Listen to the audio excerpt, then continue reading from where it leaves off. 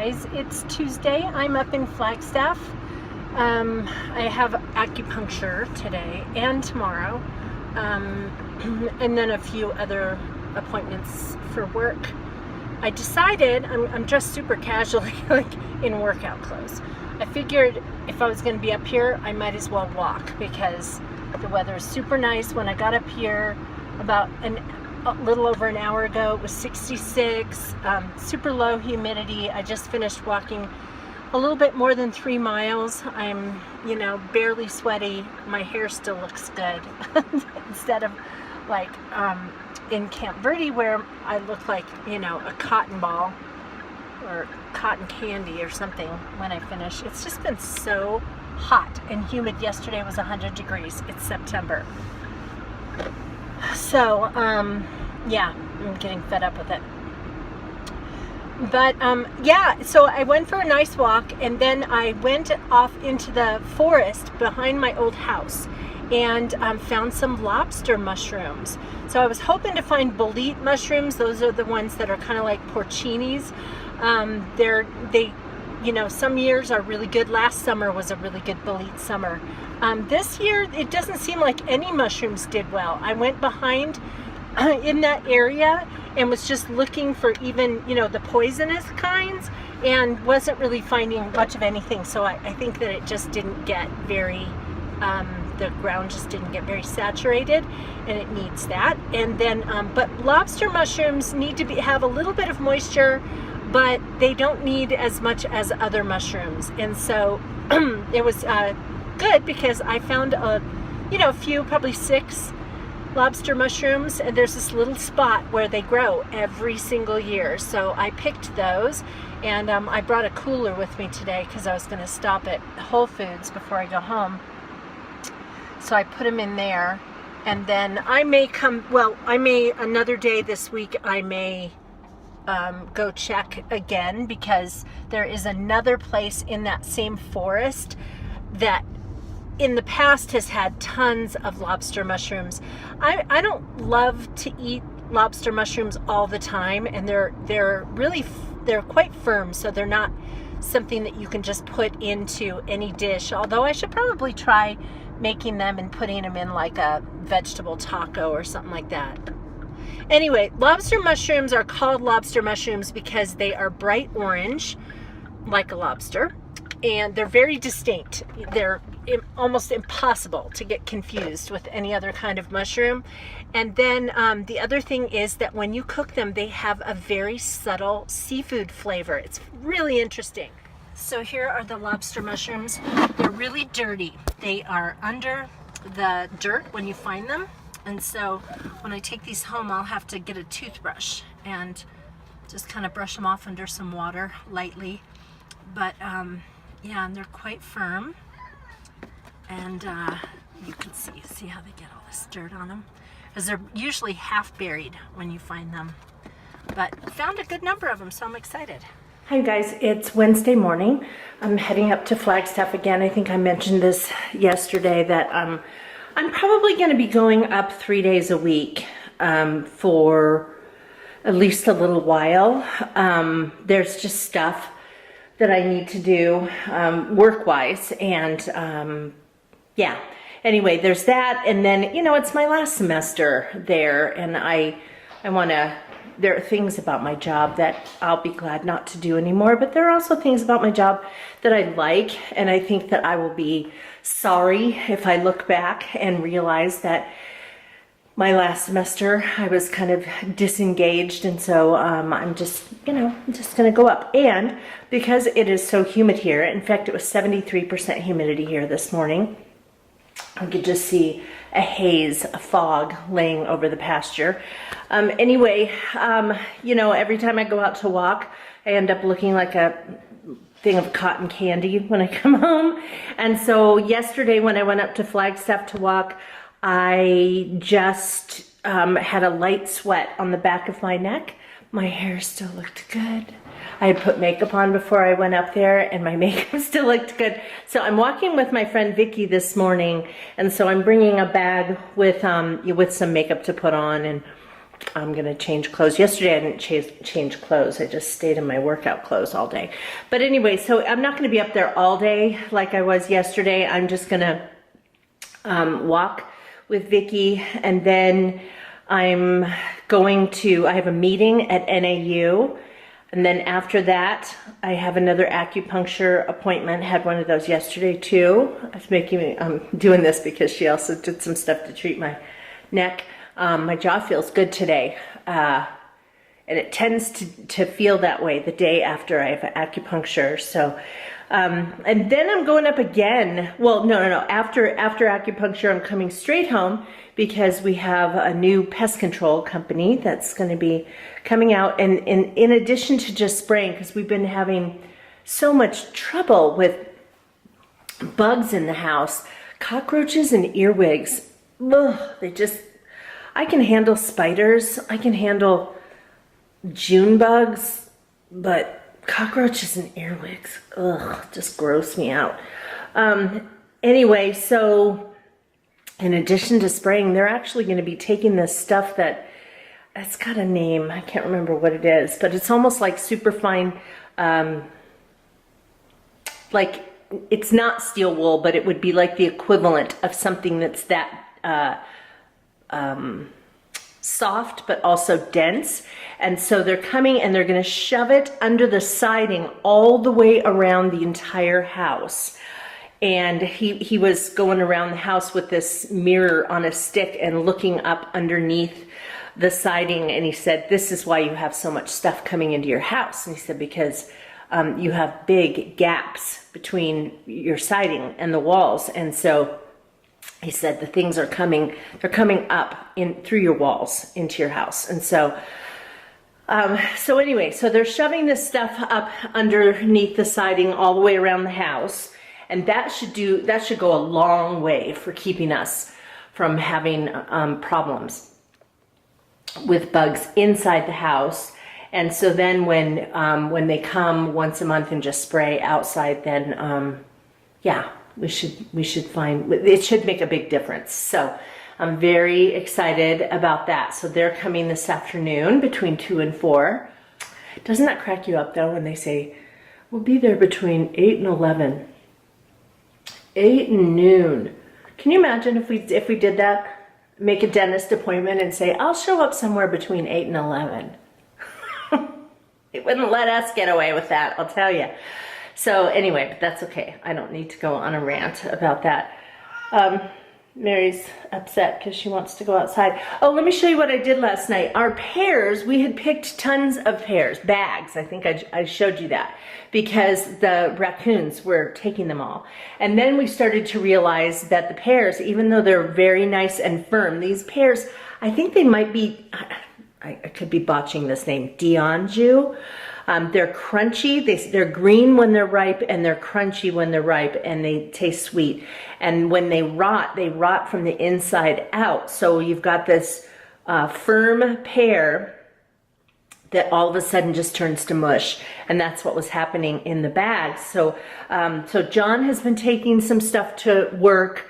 I took some to work yesterday. Last night, I probably processed, I don't know, maybe 40 pears. Let me show you. Oh, here's some cayenne peppers from my yard. Anyway, these are just slices of pear that are in unsweetened apple juice. I just peeled them with my apple peeler and then I cored them with an apple corer, you know, one of those things that you push down and it slices and cores an apple. I did that with the pears.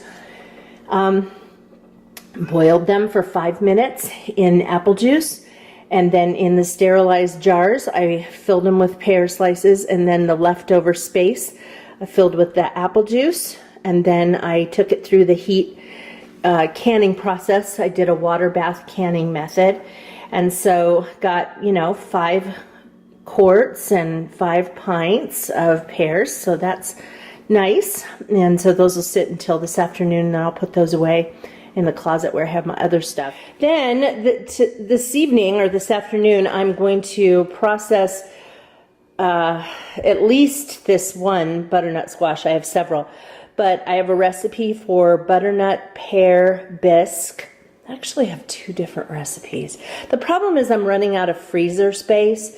So I think what I'm going to do with this is process this, go ahead and make the soup, and then I need to look this up. I'll use a pressure canning method, because you use a water bath canning method when what you're canning is acidic, and when you're canning something that is not acidic, like beans or, well, in this case, butternut squash, then you need to have it processed at a higher heat. Otherwise, it will not be safe to eat if you have not kept it refrigerated. Okay, can I just tell you something? Walking feels amazing. Just walking the last couple of days, I walked 3 miles yesterday, I walked 3 miles today. You know, I was a little sweaty today, but I walked with my friend Vicky, so I was able to clean up at her house and change clothes before our meeting I have at work. But I just feel so good. There's just something about I think there's, you know, like endorphins or something that are just released, and you don't have to run, and you don't have to do, you know, something that's just miserable exercise. Walking is amazing, and walking clears my head. And even though I was walking with a friend today and talking, you know, that was clearing my head. Walking by myself clears my head. I'm coming up again tomorrow to walk, because my goal for the mini challenge for September on Busy Being Jen is to walk 3 miles 3 days a week, and it's still too miserable where I live to walk. So I'm just going to do it up here, and it feels so good, and I just feel better. So there. So if you've been feeling like you're in a bit of a funk, get out the door and walk. Okay, just finished making butternut pear soup. It has a butternut squash that's peeled and seeded and cut into just chunks. And then 4 pears peeled and cored. And then you put that in a pan. Well, first you put in some butter and diced onion. Then you add in the pear and butternut and kind of let everything sweat. Then you add in enough broth to cover everything that's in there, and then add a little bit of rosemary and let it simmer for about 15 minutes or so until everything is soft enough that you can blend it up with an immersion blender. So then I did that. At that point, you're supposed to add in some heavy cream, but I'm not doing that now because that's kind of the thing you do before you serve a soup like this. I did taste it though, and it needed a little salt, so I added that in. And then I'm gonna freeze these. I have lids that I've labeled. I might leave one out. Yeah, I'll put one in the fridge. We'll have it tonight or tomorrow. Yeah, and then I'll just freeze the rest of it, and then right before serving it, I'll put in a little bit of cream if I think it needs it. But yeah, it's very tasty, and it was not very hard to make. Hey guys, it's Thursday morning. I'm getting ready to go out for a walk, but there's something that I was meaning to show you guys for a while, and then it just occurred to me.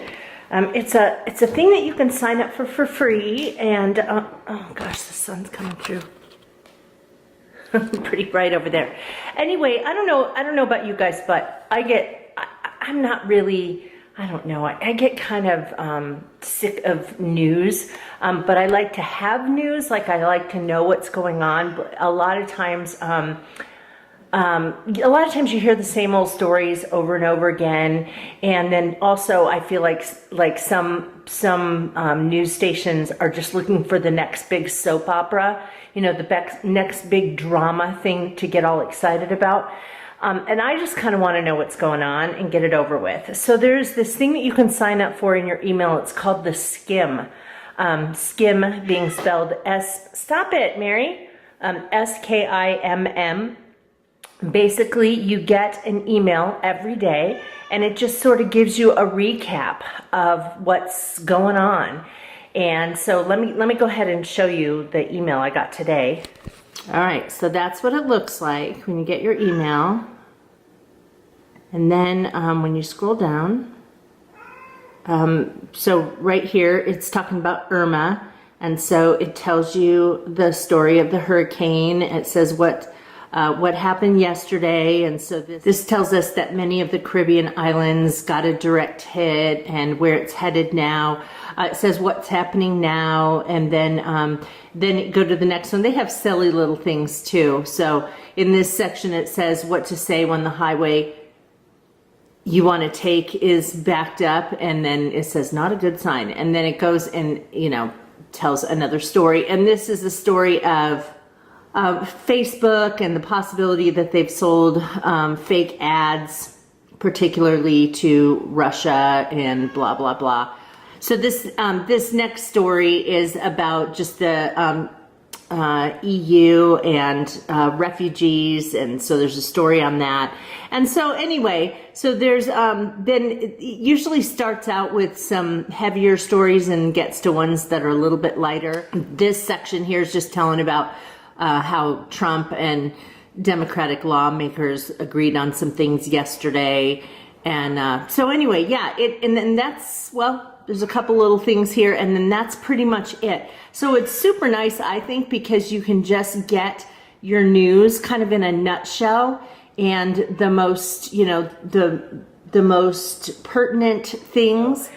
Okay, anyway, so what I'm going to do is put a link in the space below. There's like a little referral link. I don't know why there's a referral link, because it's not like anybody gets paid for anything, but I don't know. Oh, I think maybe there's contests or something that you get entered into, but I'll link it in the space below. It's absolutely free. It's just an email sign up, and then you get your daily skim, which I've been probably getting the skim for, I don't know, 6 months or so, and I just really like it a lot. So thought I would let you know. So do you guys remember that cow that was so sad when he was weaned and he just mooed and mooed and mooed and mooed? That was back in May. This is him. He's all grown up. And then I want to show you right out there. Let me get my finger in here. Right there. That mama is number 17, and number 17 had a baby 2 days ago. Believe it's a little girl. 17 is kind of a ferocious mother and doesn't let anyone near her calves for a while. She's even tried to run me off through the fence with some other calves that weren't even hers. But anyway, so my neighbor thinks that it's a little heifer, a little girl. These guys are all these guys are okay. Let's back up here. Hi, you guys. They said, "Hey, you give us food. You want some willow branches? Here. There you go. Grab on. Yeah." Hello, 67. Yep. I wish we could get a better look at the little baby out there, but her mom likes to keep the baby off and away.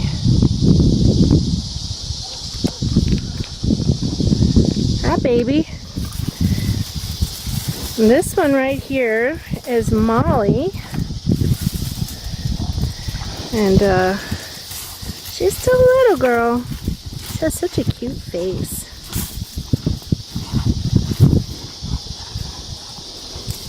So these are some branches that fell down in willow branches that fell down or came down in a windstorm the other day. I didn't think that they would eat them if the leaves were dry, but they don't seem to be bothered by that.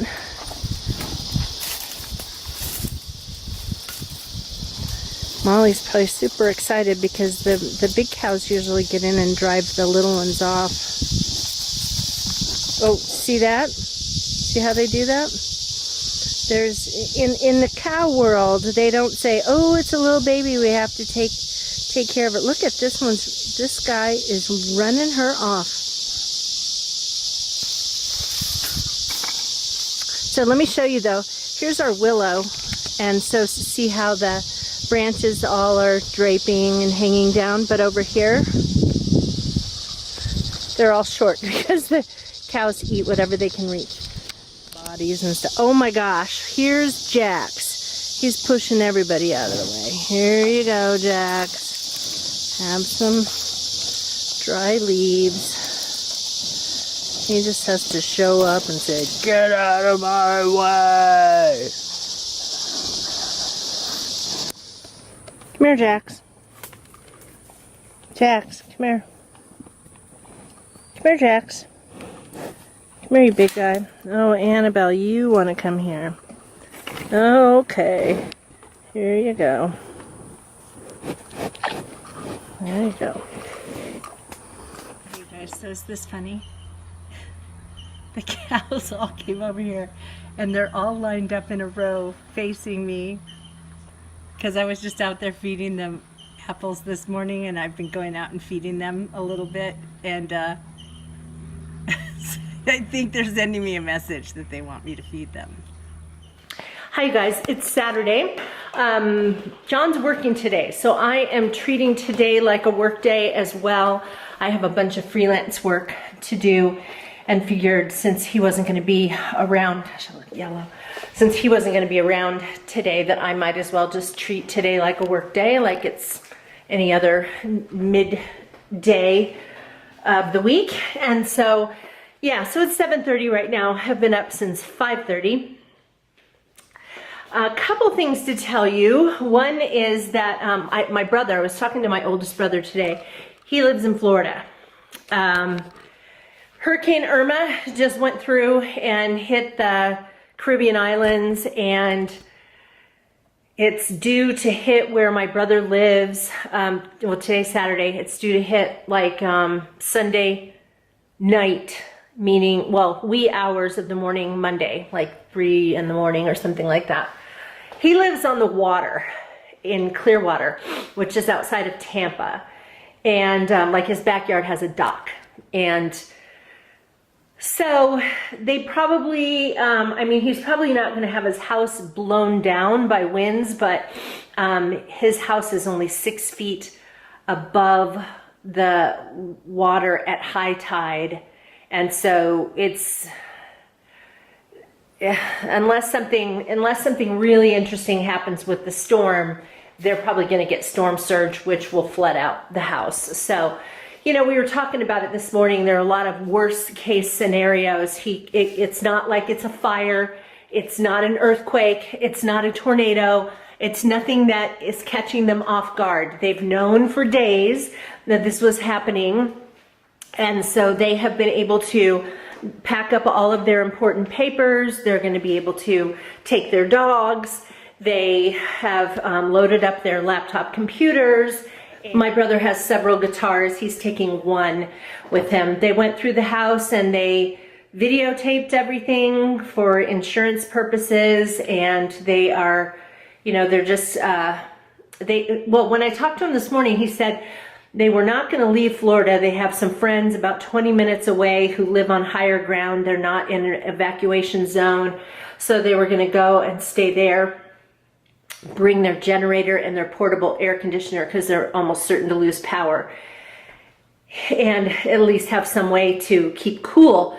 Well, then as I was on the phone with my brother, my sister-in-law was on the phone with the friends who said that they're thinking of evacuating now. And so I was just saying to my brother, just get out. Just, you know, what are you waiting for? You know, unless you were dead set on riding out the storm, what are you waiting for? Just go on a vacation. Like, drive to a state, like drive to anywhere, Arkansas. I mean, a lot of these states are going to get hit. And so, it's not like he could go over to, I mean, New Orleans probably wouldn't be a good idea because you never know which direction the storm's going to go. But I just said, just go to somewhere else. Just go north somewhere and get a hotel. Go to a resort, bring a bathing suit, sit by a pool for a few days. Just get out. Like I was telling him, do you really, really want to be in a situation where you're trying to get out of the state and you're on a highway that's like a parking lot? And he was saying that this morning the roads weren't bad. So I said, then go now. Like, why are you waiting? So I don't know. She wants to. I don't know what he's waiting for. So yeah. Anyway, so there's that. And then also I got a call from my mom last night. She took my dad to the doctor yesterday. He was having this cough thing, and as it turns out, my dad has pneumonia. And he's still at his apartment in his assisted living place, but my mom took him over to took him to the hospital to get some x-rays done. And later on, the doctor called my mom and really started talking to her about, like preparing for his death. Like, do we have a do not resuscitate order? She put in an emergency order for hospice. So this doctor doesn't think my dad's going to live. Battery just died on my camera. But this doctor doesn't think my dad's going to live.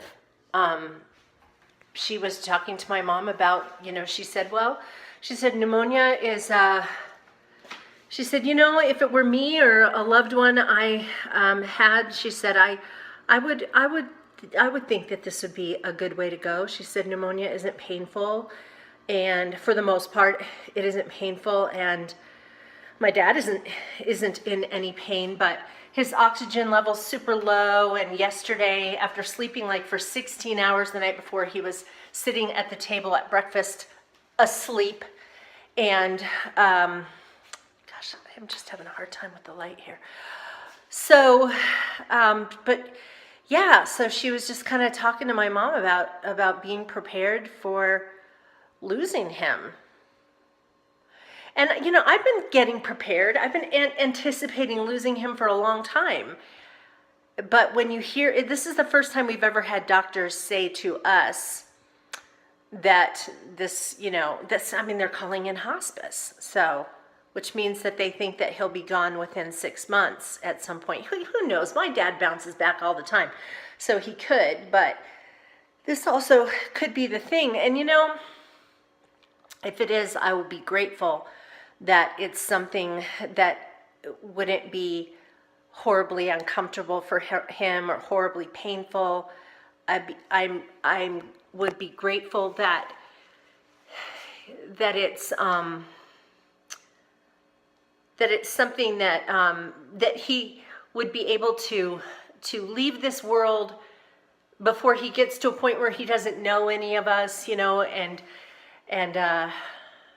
he's definitely been deteriorating. He's a guy who was 6 foot tall and 175 pounds most of his adult life, and he's probably shrunk an inch, so he's probably 5'11" now and weighs 135 pounds. So, yeah, and so he's just kind of withering away. It's just a weird thing, though. My mom and I were talking about it last night, and I just said, I've been anticipating this for a long time, but hearing an outside person saying to us, not just, you need to be thinking about a higher level of care, you need to think about moving him to, some other place, because we've heard that, but to have somebody say, you need to be, prepared for losing him, that's a little bit of a kick in the gut. You just, I don't know. Anyway, I'm okay. I'm fine. I'm not saying I'm going to be fine when I lose my dad, but because I don't know how you can prepare yourself for that kind of thing. But I'm okay. And and he's okay. He's not in the hospital right now. They just don't think he's going to recover from this. He has a hard time having even enough strength to cough. So when you have crap in your lungs that needs to come out, and you can't even have a productive cough at all because you don't have the strength, then that's not good. Anyway.